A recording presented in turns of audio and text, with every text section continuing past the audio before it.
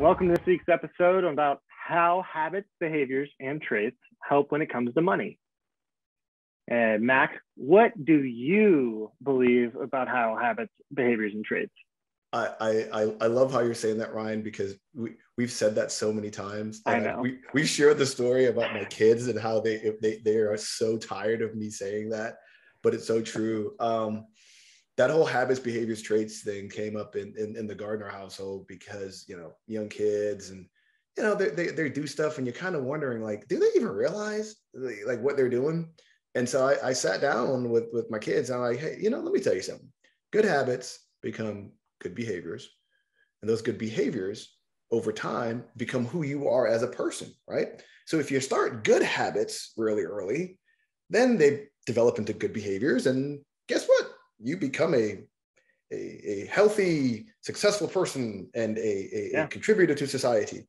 And so when we were talking about this game and what we're really trying to do, we were both like, habits.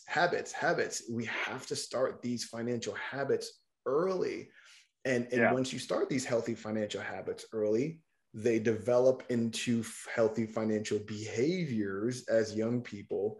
And hopefully, as adults, healthy financial habits and doing great things. So that's what I think. Honestly, when I think about it, and this may not technically happen, but like when I think about it, it's kind of like these habits are starting at, let's say age 7, 8, and 9. You start playing this game, just like your parents are yelling at you to go brush your teeth every night. So every night you have to go brush your teeth, but right after you brush your teeth, you get to go play Berryville for 1 hour. Maybe 30 minutes, whatever, right? So that's the habit that you're forming, is playing Berryville. Well, are you learning that night? A little bit for sure. But after every single week of doing this, you're going to be so good at running the game and playing the game. And there's going to be enough updates in there that, there's going to be material for you and for the child.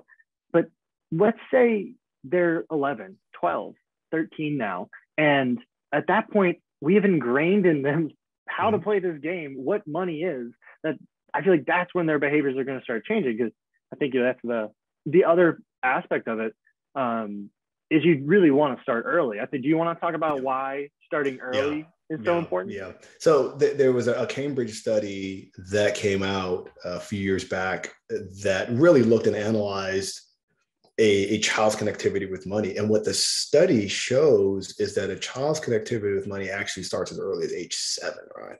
Sometimes as early as age 5. So think about it.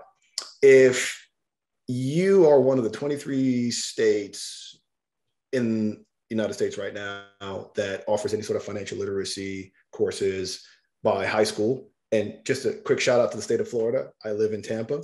The state of Florida today passed a rule, some legislation that is requiring seniors starting in the 2023-2024 school year to take a half credit of financial literacy to graduate. So you need to take this half credit course in order to graduate. So, hey, if you're living in Florida, one of these states, wonderful.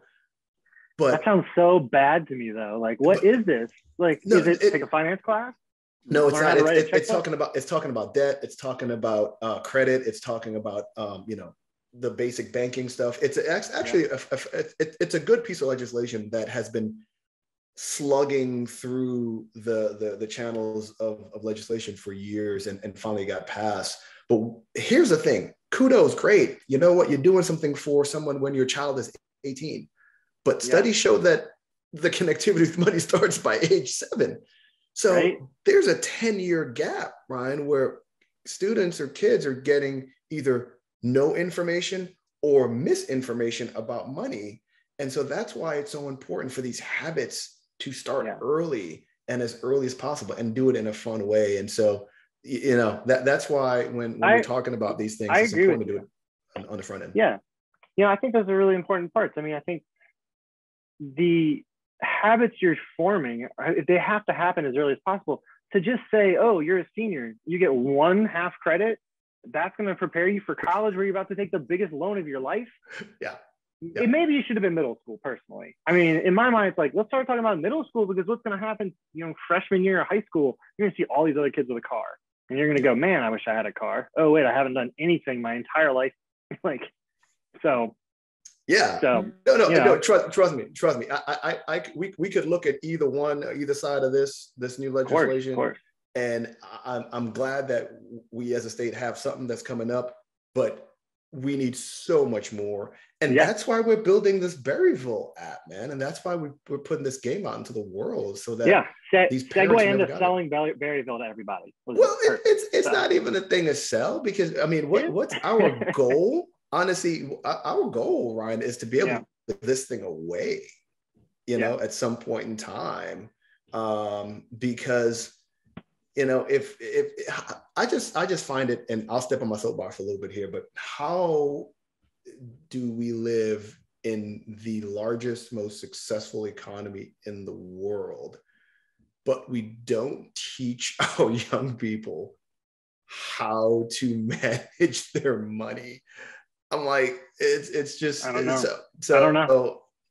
So again, I'll step off a little bit, but well, look, that's what we're trying to do. I think we do have another episode coming up about, the personal finance journey. We do have another episode, a few other episodes about interesting topics very similar. Next week's episode, though, is going to be about why is teach, analyze, and track so important. So I hope to catch you next time. And the one after that will be a little bit more about the personal financial journey. So we'll bring him up more then. But until then, Max, hit me. The journey continues, brother.